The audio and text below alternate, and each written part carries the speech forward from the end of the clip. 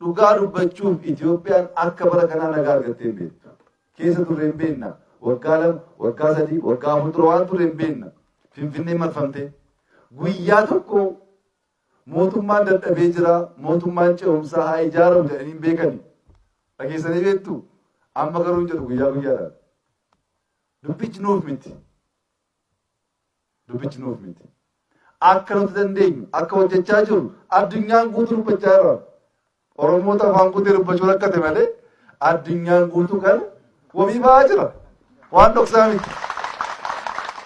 Bakka deemnetti akka nama biyya hiyyeessa gaggeessu osoo hin ta'in akka mootii addaatti waan gaafannu hunda deebisanii mootummaa akkasii Afrikaa keessatti eegnee hin beeknu nu jedhu. Warras yoo mootummaan dadhabee jira ati jijjiiramu. Maaliif jedhu dhugaa jiraatu dadhabee jira.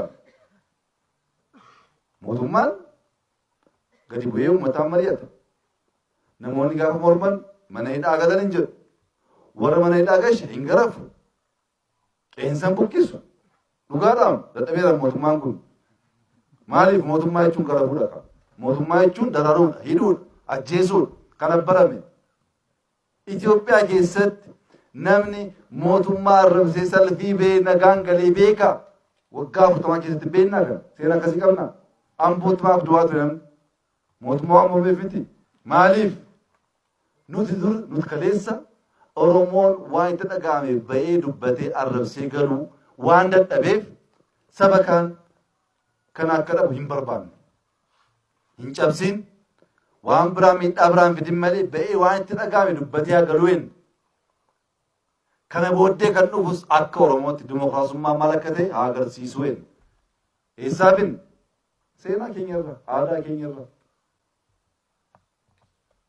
Namni hanga ammaa mootummaa ta'e sirna gadaa akka sirnaatti Itoophiyaa keessatti jiraachuusa kaasee sirni gadaa kan jedhamu kun dimokiraasummaa of keessatti qaba jechuu rakkate amma sirna gadaa foolii isaa gaafa laalu mootummaa dadhabaadhaa jedha.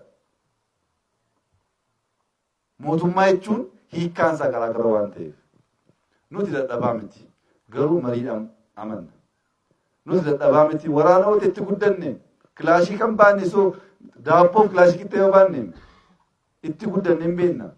Nama baay'ee mootii hin dhabne. Kana booda waraana hin barbaannu nagaa barbaanna.